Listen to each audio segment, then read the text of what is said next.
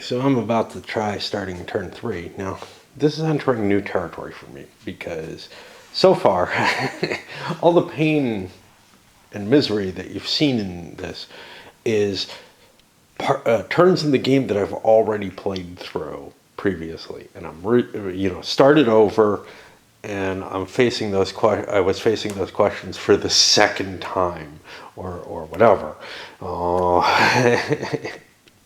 Just to give you an example, this isn't like an open, a blank book entering into this and having no fucking clue what the game's about.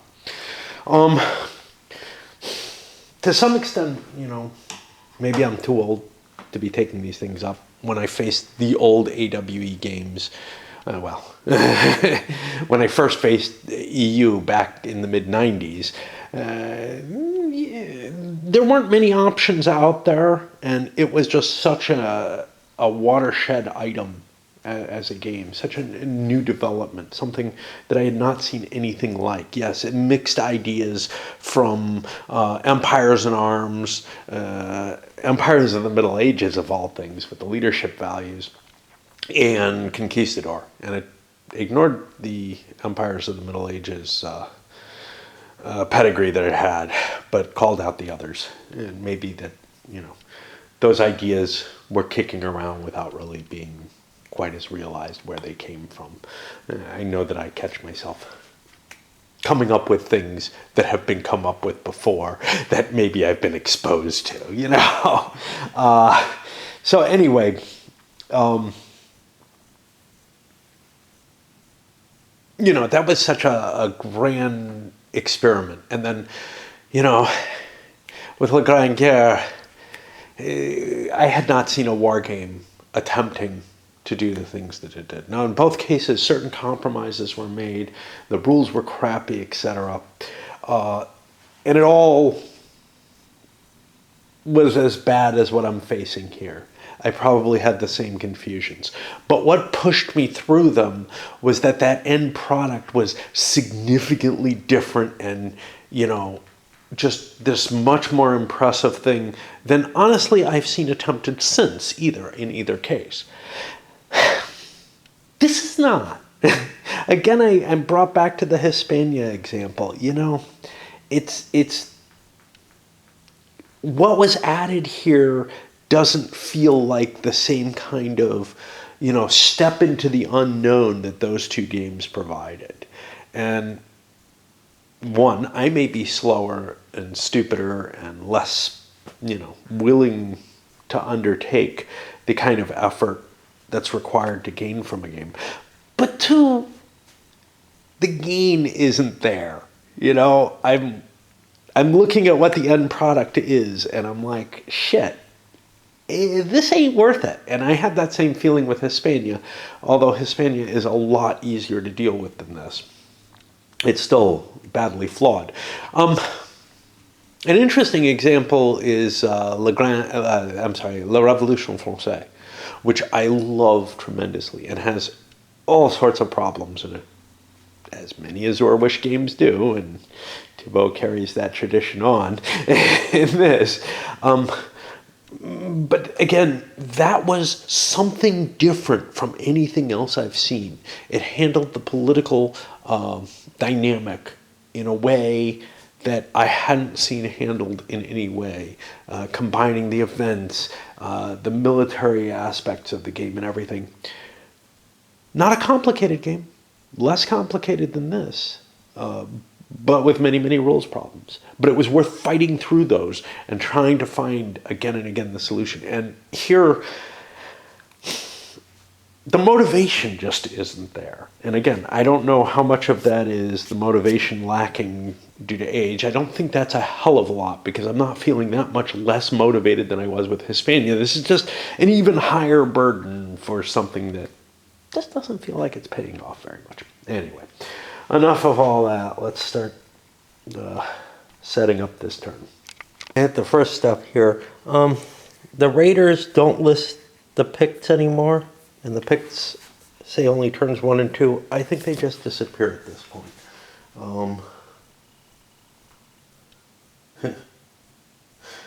Which is a little odd. you kind of expect something like in Britannia where a nation kind of has to be wiped out or something. But they're not on the board, and they're not doing any more raids. I assume, so one of the weird things in the Britannia type game is there a population there if there are no counters there? And obviously there's something, but you have the feeling that the major population centers are where there are a lot of counters. But here, the counters are military. They're not the population anymore. The game has taken a different flavor. And you kind of see some of that happening in Hispania. It's no longer the civilization type counters, and I'm talking about the Civilization, the board game, where they're actual population trying to be represented. And there's issues with that happening. Rather, the counters in this game are the military force. Now, there may be a blurred line with the barbarians and such not, but there definitely is not with the Romans and the civilized nations. So it makes some sense for the Picts to just disappear. They're just normal inhabitants now.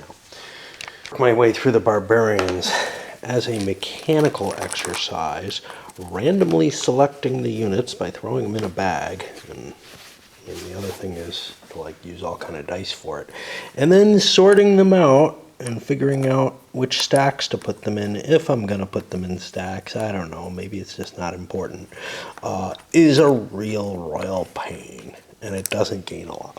On the bright side, not this upcoming week, but the week after, I get to go dancing again unless the state goes into hell. I think they've decided we're all going to burn to death, so screw it. For Huns, they were supposed to get 6 units, but by coming close to Rome, they got themselves submitted, and so they only get 1 unit this turn. They're submitted, so they can't do shit against Rome. They can't rebel either. The only thing that can happen is Rome lose. So it's forces that submit to them that can rebel automatically. If I'm catching this correctly, again, I may be fucking, but remember, this is the major power for the green player is the Huns. And they're just, getting destroyed by maybe a couple bad choices, but it's the same situation that I've seen with the Visigoths, except that with the Visigoths in Hispania, I don't think there's a way out for them to defend themselves. With the Huns in this, I think I played poorly. But yeah, I'm looking for the submission rules here. Return to freedom. The suzerain itself is submitted or federated by another nation. The suzerain is eliminated. The capital is conquered, or if I get a card that I do not have. So the Huns are just fucked. Now, if they had conquered someone, that someone could leave, more easily. Like the Ostrogoths, Visigoths, they have the option to spend some, to take a risk at spending some victory points to try a rebellion. The Huns do not, however, and they are submitted to Rome and will probably die a horrible death as a power because of it and just go away. But again, this may be an exceptional circumstance due to poor play. With Hispania, the Visigoths are one of the major powers in the game, and yeah, they don't survive more than a couple of turns. And it's not like they come on weak like this and stay weak. No, they get fairly big, but they're just too easy to knock out. Other people just have major invasions that, can wipe them out almost completely, if not entirely. With the bag as a mixing device, you end up, if you're me at least, forgetting you got somebody in there that you were supposed to spill out. Drawing a unit from the wrong nation. That's fine, but yeah, it's just, it's painful. I don't know what to suggest there. Dice are possible, but the dice that come with this game are 10-siders. I have an 11 counter nation, so I don't want to just dice that. I guess I could go dig up one of my 12-siders and just have a whole bunch of different dice here to handle that randomization. When I'm only pulling 1 counter, as I am for the major invasion incurring Alain horde that is submitted. Yeah, I don't know. So Kyle Seeley pointed out something that I find kind of interesting, which is my taking the use of the term rural back when we were handling these retreats here, and the Persians ended up owning Thebes a little differently than I would. And I'm going to throw them back to the Delta because of this. It's this, that rural means not with a city, the opposite of urban. And I think that's the more standard usage. I took it as cultivated, as in, and because of supply lines and such not being on my mind, as in it would have to be in clear terrain. Rural is not defined in the game. And so I just read it as clear, seeing all the other types of terrain as not being appropriately able to supply the armies. Again, reading some weird stuff into it. And I think his interpretation is easier to justify based on the semantics of the words themselves. So I'm going to go with that. I'm not thrilled with it because honestly, I don't think you should be able to go retreating off into the desert. Mainly because the army can't survive there. And I would feel the same way about pretty much all of... So what I was reading into it is actually something that I kind of believe, which is that an army would have an easier time laying siege to something on its retreat than it would going through the wilderness. To continue the support for the rule, or the idea that rural areas are the opposite of urban. In the map section under province, where provinces are discussed at all, there's no discussion of it, of course. Okay. It's also not here in the glossary where I immediately looked, but it actually is here under province. Now, I knew what a province was, so I didn't look that up, but provinces without a built city are said to be rural. So I guess that's pretty definitive. I'm going to have to come up with some hand-wavy arguments. I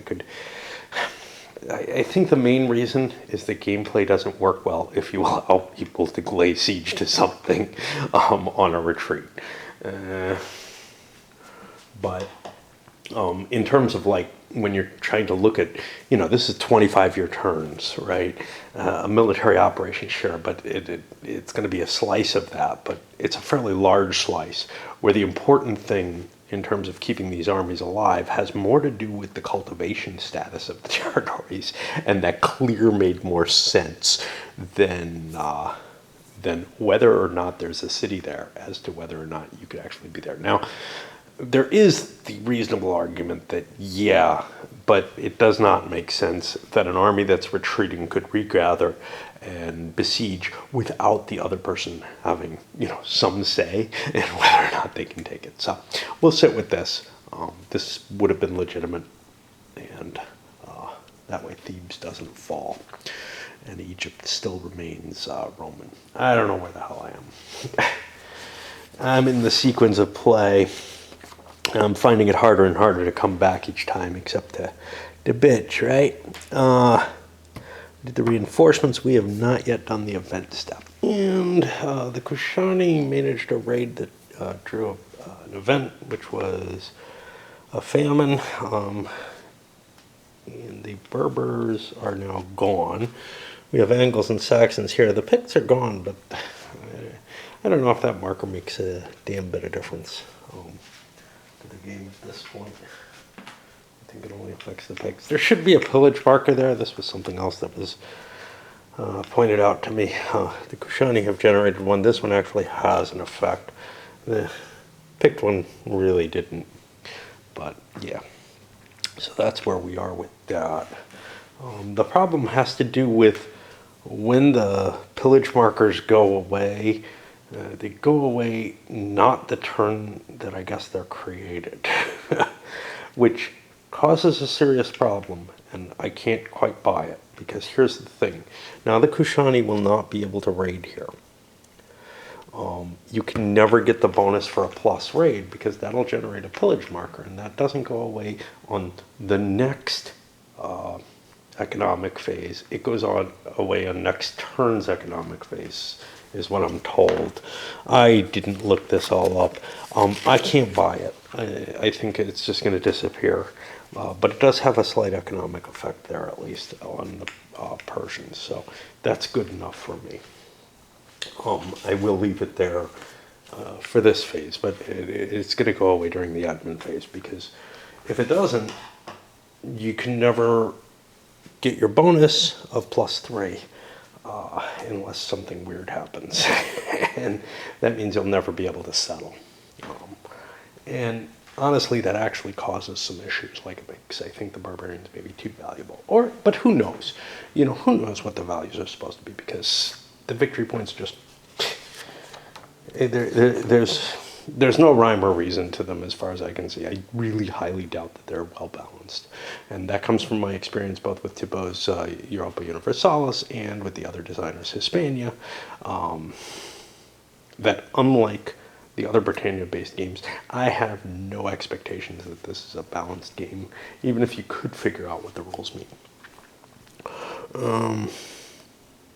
But it does seem unrealistic that you would get a +3 on your raid marker if there is a plus raid marker there, and the raid marker goes away if it's not maintained next turn, and the pillage marker prevents you from being able to get that. And the pillage marker only shows up if the raid marker, or the raid +3 only shows up with a pillage marker. So, yeah.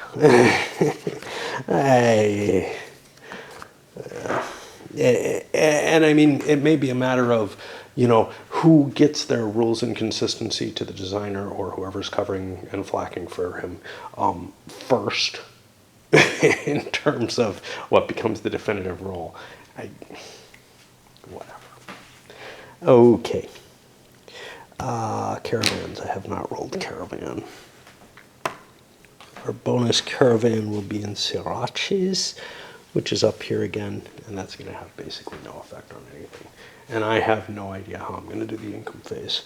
But first we do diplomacy. Oh, I forgot to move my age markers forward. Certainly all of these go forward. Let's take a look at the new ones. The new ones are down here. So these are the older ones. They all push forward. And then the Empire and the Kingdom. And the Western Romans are going to start paying a price on the cash they have remaining. I started and drew them a diplomacy card. The Persians don't get one this turn. Their leader has a 0. The Romans have a 0 as well, but they get a free one as an empire. But then I realized, I got to do this stupid shuffle the deck thing. I don't have the will to keep going tonight.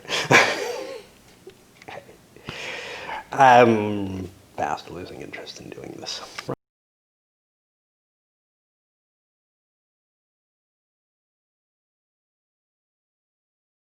Run into kind of a problem. I started doing the administrative phase. Yeah, I lied. I figured I'd come up here. I'm tired as fucking hell, but and the Persians, they got a passive card.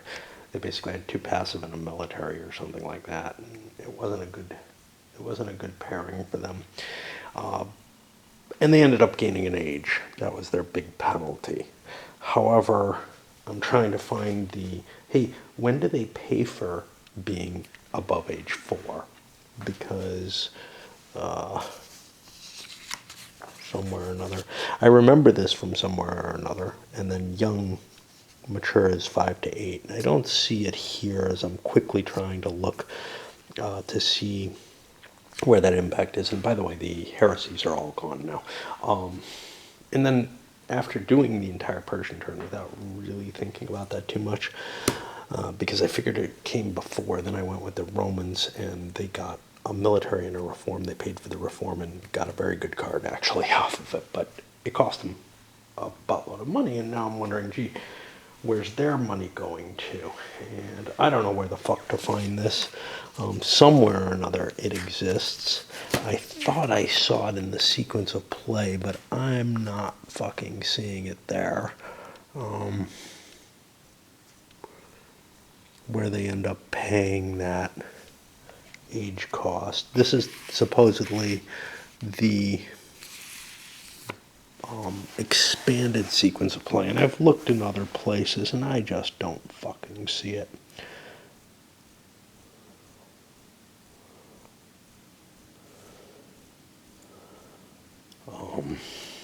But I know that they pay like a third of their money or something.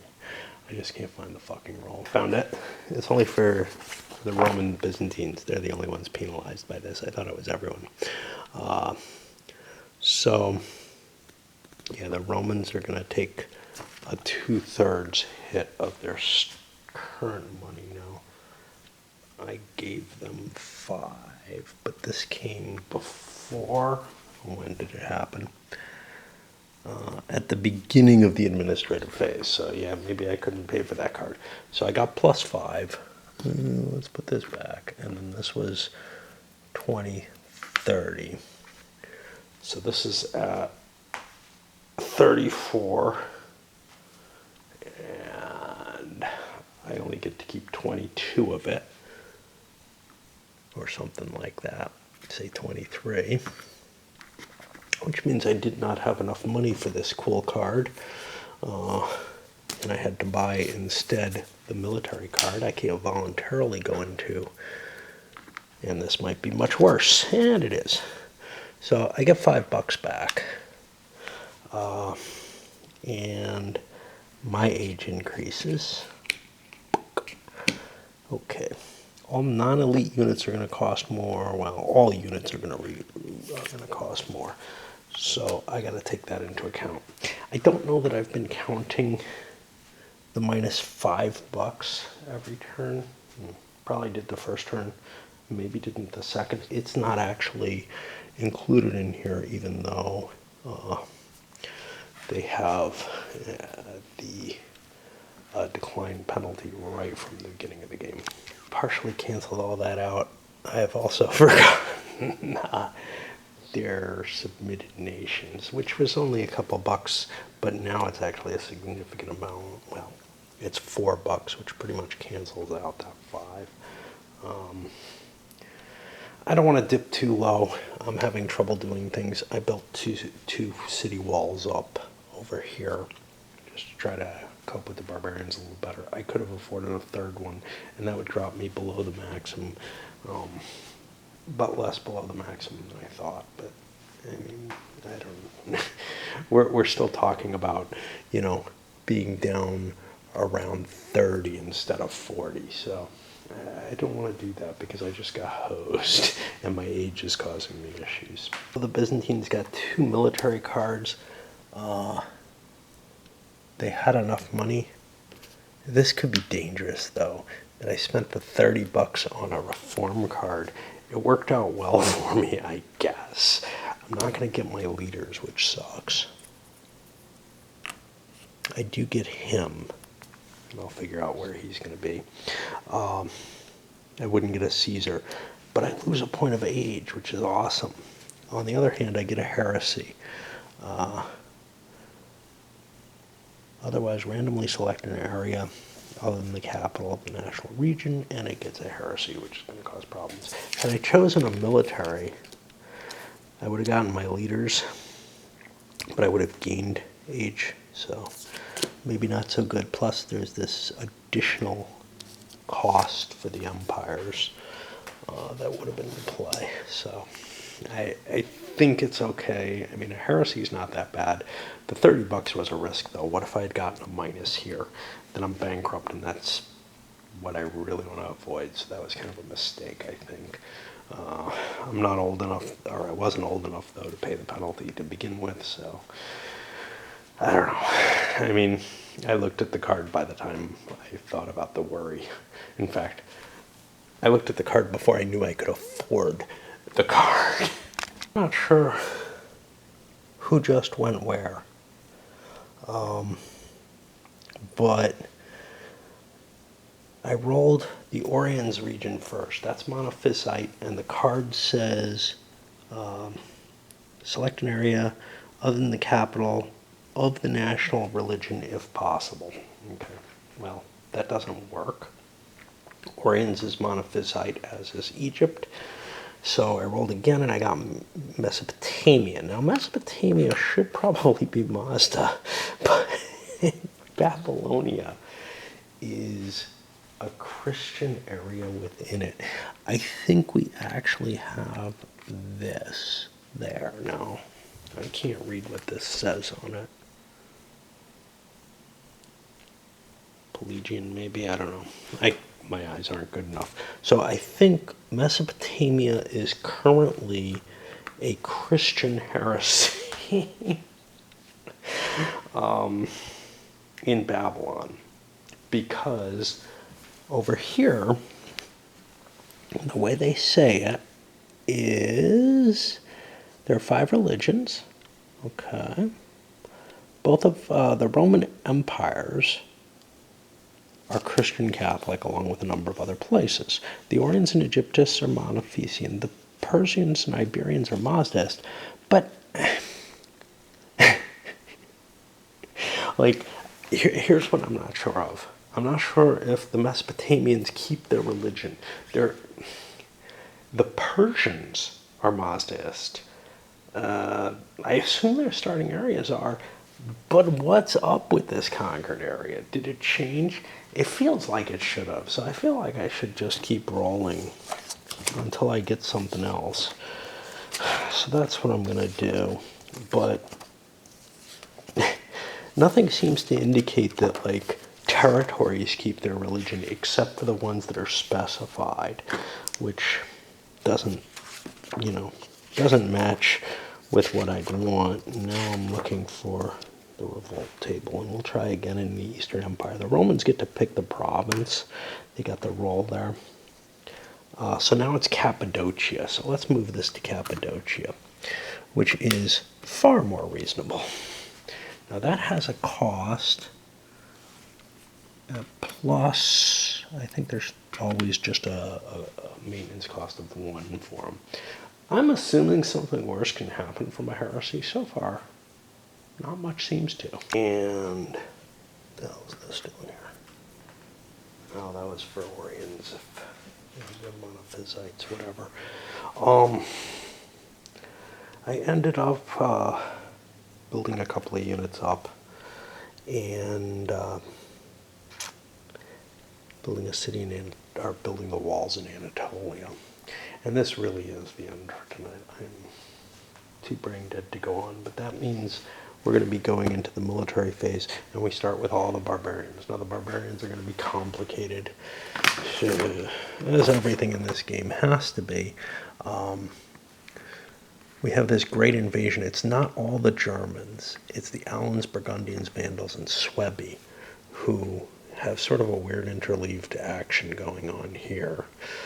But first, a number of other barbarians will be going there. So what's a little weird is the ordering, because the Huns, who are number 9, I think are going to go before the Alans, because the Alans are part of this allied thing. Now it's allied, so they're all kind of operating together, so that's the excuse for that. And what do we have here? Okay, these are I think the new races coming in. I don't know. I can't make hide nor hair of anything right now. I'm too fucking tired. Who the hell is this? The Barbary. Yeah, they will keep raiding, but these other two are 2 new nations who are not part of the invasion, and they actually come and move later. Both starting in the same place, of all things, which overstacked, which is just craziness. So I'll try to figure that out tomorrow. One thing that last turn, the Romans got victory points for something, and I took it during their turn. That's generally not the case with per turn victory points. In fact, the Britannia system following that, you score your victory points apparently at the end of the turn. It wasn't a big deal here because the only person who went after him was the same color and with no interference. Now, Rome has split on this turn. But that means for my Alemanni, I not only have to take things here, Lotharingia, Agridochuma, Austrasia, Burgundia, but I have to kind of hold them. Now, I'm not too worried about Rome. I submitted to them. I'm only going to get half victory points for my stuff because I submitted. But I submitted to them, so I'm not too worried. Somebody might free me because they're going to be getting hit pretty hard. But I have to worry about these barbarians cutting through me, where I may be the easier target than the Romans are to getting into the soft underbelly. I'm putting the most of my defense here at Lotharingia. I'm not going to try to gain points from other things using my leader. I could have just raided something maybe, but I think the best thing is to hide a unit behind my big wall. That'll give me a space to fall back on if I lose Lotharingia. I'm not going to be able to get aggroed to Crolius or whatever. But I have given up Austrasia. And now that's good because the Franks want that. Now, with this game, to a large extent, the nations kind of go in order listed by their cards, but there's a lot of disruption to that order. Again, this is the let's hang all kind of special cases on the Britannia system. That's something different from all the chrome and everything. Well, all the weights that are thrown on it for no real reason in some cases. But here, we've got this weird sort of, and we had one last turn where the Germans got to move at some special time, and maybe I didn't give them as much movement as they needed. I'm torn on whether, when there are clarifications, I wish more context was available, and maybe there is in some threads and stuff, but I just can't see why the Germans would have gotten so many additional turns that they could run away from the Huns, because I think that would have allowed the Goths to both stand and run away from the Huns, and that doesn't seem right. But it certainly would have been good for the Ostrogoths up here. Speaking of which, we are on them next. I did the Franks. Flanders is not well defended, but I'm hoping nobody wants it. I'm not going to look too hard. And now we go to the Ostrogoths. One big difference between this and the Britannia system is all the reinforcement in this happens at once. In Britannia, and also it's based on the territories you populate in Britannia, and here it's kind of just fixed for the barbarians. So there are some significant differences in the system. This is more influenced by that design than a real member of the family. And the mighty Stilicho trying to prevent the Ostrogoths from pushing through here in Austria, basically. What's it called? Carniudium or something like that. I don't know. It's hard to read anything in this. One of the problems is the Ostrogoths got themselves split up into the Baltic and down here, and they don't have the capability of migrating. And this is one of the things that the double move would have allowed. They could have repositioned themselves to be in a place to take advantage of this. But I feel like that's the real cost of what they did, was that they're kind of disunited now for those points that they got early. Anyway, Stilicho is going to try to stop them there, and it's possible that the Ostrogoths, if they win this battle, might be able to make it through to get some points this turn. But it's highly unlikely, because the Romans along the Danube really have not gotten smashed. And the first attack was a failure. Now we're hitting someplace with limites, but not a fortified city. We've got better forces for the Ostrogoths, but still, it doesn't look promising that we'll even get to pass. That we'll even get this space. We will not get to pass through because we didn't. Basically, the only way we would get to pass through is if the Stilicho had failed to react, and I think that would be like on a 1, maybe a 1 or a 2. We killed the limites without damage, though. And the Ostrogoths are badly beaten this time by Stilicho. I think I screwed up last time, and I don't know. I know I screwed up this time. It didn't take the heavy advantage for them, but it's just the mechanical aspects of getting everything. I'm just not willing to go back and fix bad die rolls even.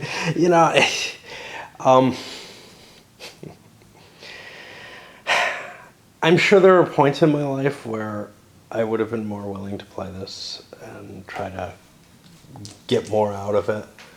But right now, a hell of a lot less. And I don't think many people are. I think the only reason, first of all, yeah, it's the neat new thing, but there are tons of neat new things in my pocket right now, right? So it's not like this is the one game that I could buy this year or something. No, I got 1817 waiting on the burner and haven't even started the rules to that. I've got a couple of old games that I really wanted to get my hands on. This has to compete with that, that level of other exciting and interesting things. And that makes it a whole lot harder to want to do something like that. You know what? Stilicho might be murdered. I have forgotten to make that check. Yep, he's dead. He would have died earlier, but screw him.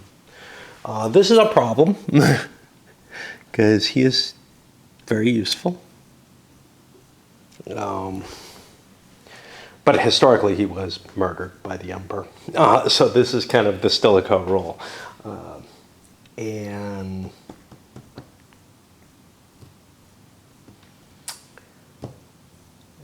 the Ostrogoth leader was nearly killed as well, because his force was eliminated before recovery. So that's going to put us down to, I don't know who, probably the Visigoths. And I'll put a die on them. Okay, so let me hold this back because I'm not done with all my movement. In fact, put these here and these here, although it doesn't make a difference. The Visigoths start their turn. Now they have an invasion, which means they get a couple different turns. They can move their horde. They can do all kind of interesting stuff. They have gotten a couple of lucky shots busting through here, so they laid siege to it, and then into here, where they finally got intercepted, but without Stilicho in the game anymore, with only Honorius there. This is a little bit more problematic, so because he has no real leadership value. He's able to command more units, but this stock, at least part of it, was able to intercept. Let me figure out which part of it is hitting him. That should only be 3 units. 2, 3. Okay, so I've got the right number of Visigoths there, but I do not have the right number of Romans. Kind of a lucky victory there, where I don't know how it happened, but basically there was only 1 point of damage done to the Romans, so there was almost no effect. So far, this is what's been accumulated in deaths from limites and such not, and an overrun, actually. But now we're in Venice, which is a city. That's going to cause some difference. And Honorius is present. He doesn't give any die roll bonuses, but he gives me more Roman units, which makes this a little tougher. And this next round was so incredibly brutal. There should be a 3 here. That's to indicate how many movement points I've spent. Now, that actually doesn't matter, because these will not get to move further. So no biggie there. And these guys would have chosen not to continue. They couldn't continue moving before the battle, so everything's set there. Okay, great. But this was an incredibly bloody fight in which the Romans actually managed to submit the Visigoths and kill their leader. This is before recovery, so Rome is going to get a couple units back, and the Visigoths are going to exist, but the Romans have to retreat. They're giving up Venetia, but this is a submitted nation now.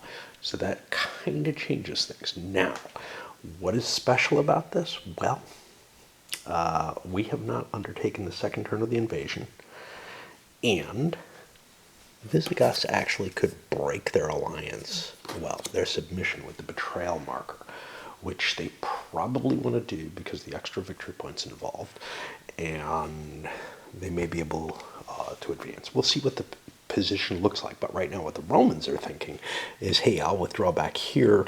I'm letting the submitted Visigoths be within my territory. Now, the siege won't work until after the betrayal, until after the Romans withdraw. But then I can do the betrayal and run the siege right afterwards and capture that city and thus kind of open things up. Otherwise, I could withdraw into here, I guess,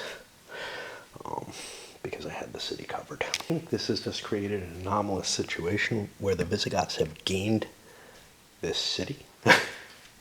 I'm not sure, because when a horde submits, the suzerain, that'll be the Romans here, must immediately evacuate from the horde's province and any other provinces where the suzerain had battles awaiting resolution against them.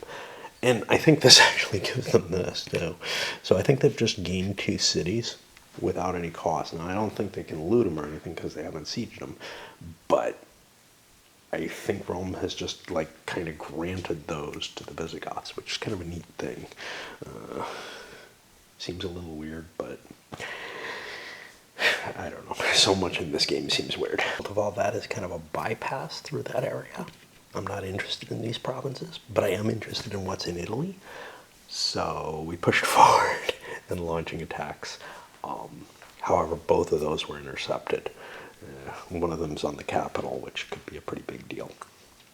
The fight on the capital first with the horde, because I was hoping, well, what I was looking at was, hey, if the horde is defeated, then the Visigoths get to stay where they are. The Romans have to retreat again. And, we're subjugated. Well, it didn't happen. We had a defeat, but the Visigoths retreated into one of their victory point areas, and now they're established in North Italy, which is going to be kind of a pain. We'll see if the Romans can dislodge them. They got a lot of problems this turn, and we haven't fought this battle yet. We've created this horrible little interior Visigoth grouping, which I'm not sure how much I want to object to. We did a lot of damage to them.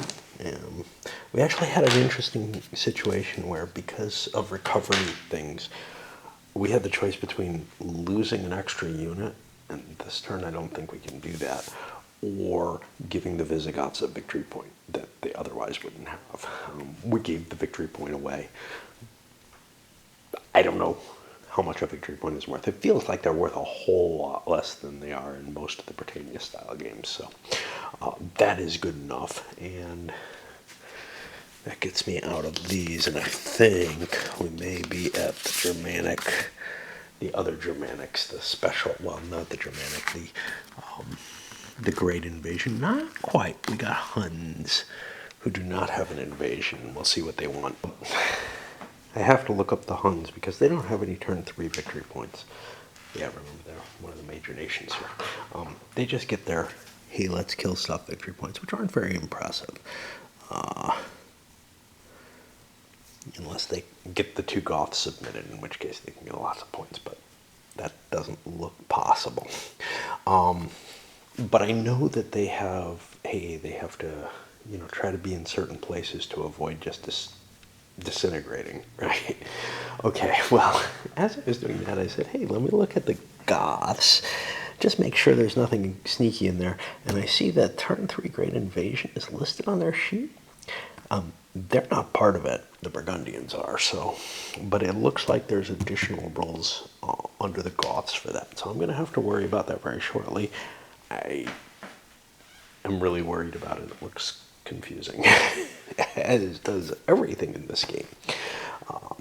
But yeah, let me take a look at the Huns, who are my focus at this moment. And, I got to tell you, certainly when I played EU for the first time, my first campaign of it was filled with lots of this kind of shit. And some of that turned up to be stuff that's just terribly wrong. And that Risto, there's the Risto events. Some guy named Risto apparently reworked a lot of the events and got rid of a lot of the really bad problems. So the core rules weren't a problem, but like the special stuff, like the cards like these, whatever, was very much not well handled and had to be replaced. Now, that is a general problem with the As It Were Wish games across the board. I mean, you hear me ragging on Hispania, but it's not just. They all are done with this. Well, no, I wouldn't say all. Didier Roy's games are well handled. Scandinavia wasn't that bad, if I recall. I think that made a lot of sense. Russia was pretty strong, but a fair number of them, Grand Siècle, La Folie, Leglev, Hispania, they were, and La Revolution Française, definitely. It was as though there was kind of a, the rules don't really matter. I'm sure you can make a better game than we could solidify, And I kind of like that spirit to some extent. But the problem is with EU, the reason that worked with EU and with La Grande Guerre is my intense interest in the subject matter and the playing. I'm interested in the subject matter. I'm not interested in the core game here to any degree as much. The thing that's interesting me most is this masochistic, oh my god, I'm facing something that's just such crap. Oh, I gotta keep in mind that the Huns are submitted, and that is to Rome. Western Rome. Okay, so the deal with the Huns... Turn 4, we won't be allowed to attack Western Rome. We got to get ourselves in 2 areas. And we got to make sure... I'm trying to remember all of this. So we want to be in 2 areas minimum. 3 areas or more is better. Barbarian areas don't count as much. If I can get Ravenna or Constantinople, that gets me a big bonus. But I want to make sure the horde isn't inside a civilized area. Well, all of this is problematic. And in particular because I can't attack Rome. I can't go moving into Roman provinces. Well, I can't park in Roman provinces. And although these were captured by the Visigoths, I don't know about this one. This one certainly was. This one is. I can't even leverage those and go park in them. So I'm not sure I can put my Huns anywhere that they can be useful. Point there being, I may just be screwed out of playing them. Now, I am not restricted from attacking the Byzantines, though. I don't believe. That special circumstance, I think, is gone between the West and the East.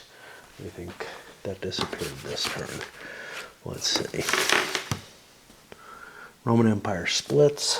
There might be some special rules, because, if the Roman Empire is allied, that would screw with me. I still couldn't, because the status would still be neutral or something. First facing the game, I have a really deep problem here in terms of I've got to try to remember and piece together the puzzle of, well, what does it mean that I'm a vassal? I think it means I'm neutral, and if they're allied with the East, then I'm neutral towards the East as well. And what does that mean? I think I can move through their territory, but I can't just park in it, I don't think. But I'm not sure, because I was able to park in barbarian territory. God, I don't know.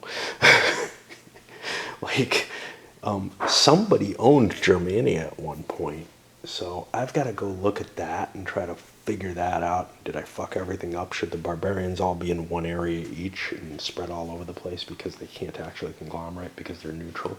And I got no fucking clue. Figured out whether the East and the West are allied.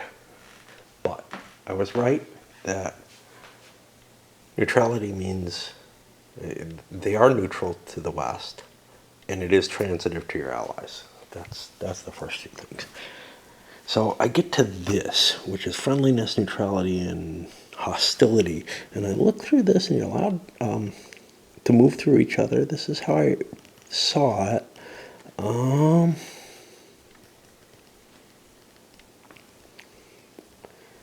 A province is friendly if it's controlled by that nation or if it's occupied without opposition. I'm not finding anything that talks about what you can do to neutrals. You can move through their territory. It doesn't say you can park in it. It doesn't say you can't.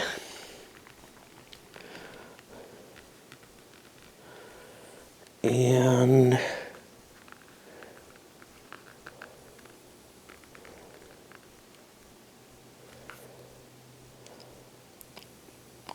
I get the feeling, though, the thoughts of conquest mean that I cannot. So I think I have to look to see if there is an alliance between the Romans, and that'll mean looking at the 2 Roman books. Rome gets another in decline marker. I didn't count that yet. They're still safe. Nothing too special has happened there. But I'm not seeing anything beyond that. So I assume the 2 Roman empires could attack each other if they wanted to.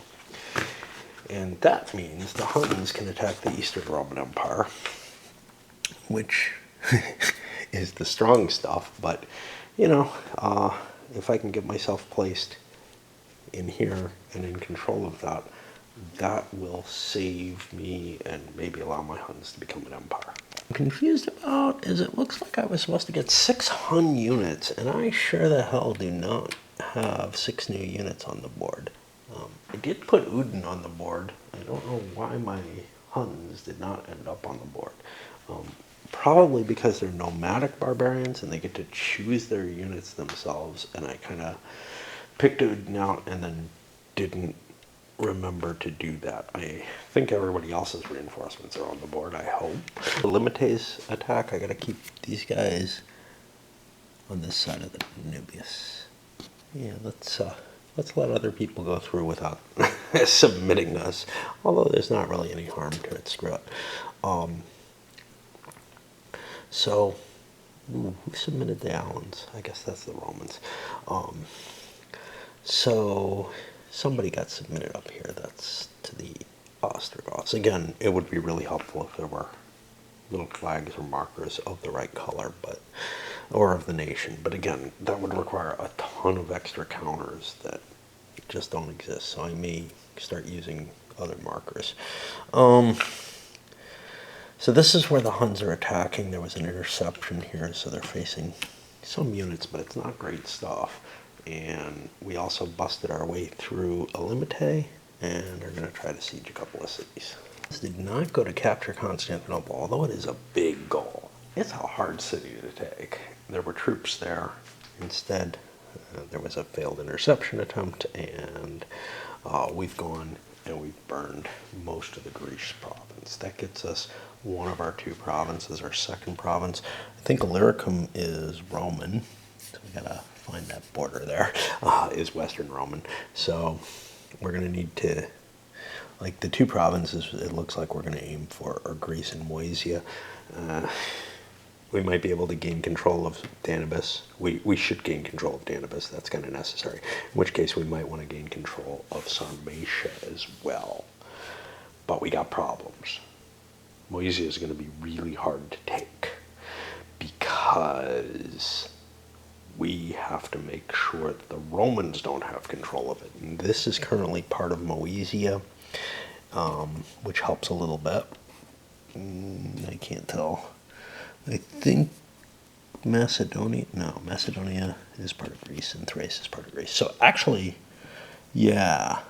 So actually we have one city in Moesia. So I think we've stolen control from the Romans of Moesia. Which means... Oh wait, the barbarians can only control provinces that they have their horde in. Of course, their special rules says, and this is where it goes to hell, right? And it's, of course, going to go to hell. They get a modifier if they control 3 or more areas. Well, they're only allowed to control areas in which they have their horde, if I recall correctly, which means it is actually physically impossible to do so. I don't know what to do about that. Whatever, I'll make something up. But they actually have a good shot. They have Greece, too. Because they have 2 out of 3 cities in Greece, and they have 1 out of, they've knocked the Romans out of control of Greece and of Moesia. And this is very historical, and it should put them in a position where they have a chance to create a Hunnic empire. However, I don't think it's allowed, because if we look at the control rules, and maybe there's something in the errata about this, because this breaks the game, right? If my understanding is correct.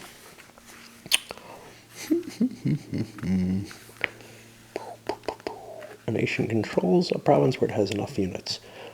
We know about provinces. That's not a problem. Control of an area. Barbarians control an area if the only hordes present are theirs, their allies, or their vassals. Well, so that actually is worded in such a way that I think the barbarians all jointly control all areas where there are no hordes.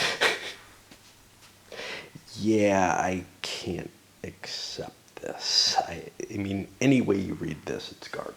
Maybe there's something a little different in the rules. Because Sarmatia, well, Scythia, as an example, there are no hordes in Scythia. So the only hordes present are those of every single barbarian nation. And the same thing's true, I think, about Sarmatia. I just gotta check the borderline, yeah. So, great, the Huns control Danubis. They also control, though, Moesia and Grecia, as long as no one else does, and so does every other barbarian nation on the board. So what that means is, if like Gaul, if multiple barbarians take over Gaul, as long as none of them move their horde into there, all barbarians control Gaul.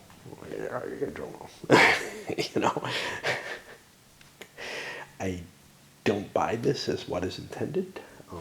I think it's time to start looking at the errata and see if there's anything to cover this. However, what we do have that's important is we have an area with 3 or more pillage chits and a Hunnish presence. So we get 3 more victory points for that. Okay, so they rewrit the entire control rules, not in the errata, but there's a set of there's the living rules, which contain stuff which is not in the errata. Obviously, a consolidated and complete errata thread, which is supposedly there, is neither. It's the consolidated and complete errata up until some point when they decided, yeah, we're just switching to living rules. So, what you get with this game is something with unusable rules. And presumably the PDFs for the errata just make stuff up. When it just, are trying to fill in the gaps. And it's by, I don't know. I mean, apparently someone's approving them, so it's not the guy who was writing the errata thread, who is also officially aligned somehow. But what it ends up being is you can get control by having the majority. The barbarians can gain control also by getting the majority of spaces in an area. It still hasn't gotten rid of the way that it's worded, that says basically, honestly, it says the only hordes there are yours. So I actually think that the barbarians do get Moesia and Greece. All of them get it. And the rules as written kind of work, because as long as you prevent Roman control, and you could add one extra little caveat there, which is that, and again, this may be I mean, look, the writing of these rules was done in such a chaotic fashion. I don't trust the approval of official errata. It could be that the initial idea really was just one little additional thing, that you have a barbarian presence in that thing. And that would give the current situation to the Huns, where they own Moesia and Graecia. They have prevented a civilized nation from getting control, and they're there, and no one else has a horde, which seems like a reasonable set of limitations. Could somebody else get control of one of them too? Sure, but barbarians are allowed to share control. What's not sensible is the way the horde rule is worded, which makes it sound like you're supposed to have your horde there to get control. But if there was something that spelled out, and it would be a pretty small point like this majority of provinces in an area that could handle it. Anyway, I don't know what I'm going to do, but my assumption is as long as the Huns can keep the Romans from getting control, I'm okay. Let's just make shit up because, again, I don't trust the level at which this errata has been added.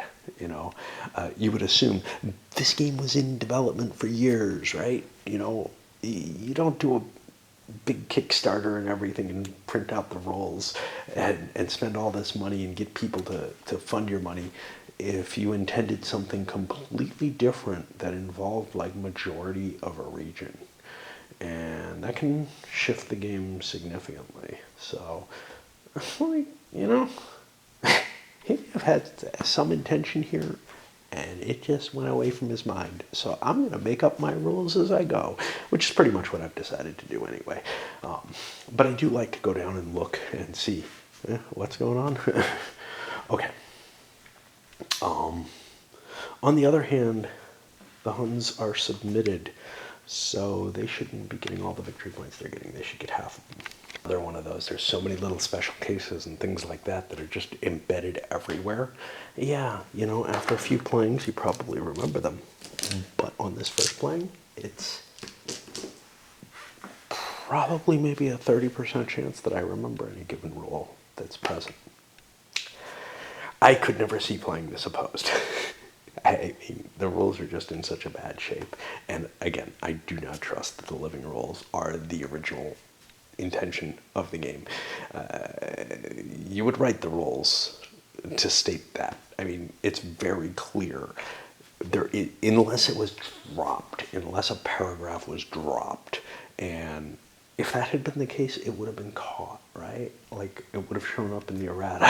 It wouldn't be this, oh, we had to rewrite the control rules because they just don't fucking make sense. I think they do make sense. And there are things that are not specified in them, and that the game under the errata is actually not the game that was originally intended. Well, we made our way through the Huns. And I think it's time to load this video up because we got quite a few more nations to go. If I can find my turn record chart. God. Let's see. I had something that I'm marking them with. Trying to keep things quiet and not trying to throw stuff all over the place. So that's going to put me to the Great Invasion, which I have to figure out. And that's a good place to break the turn in half.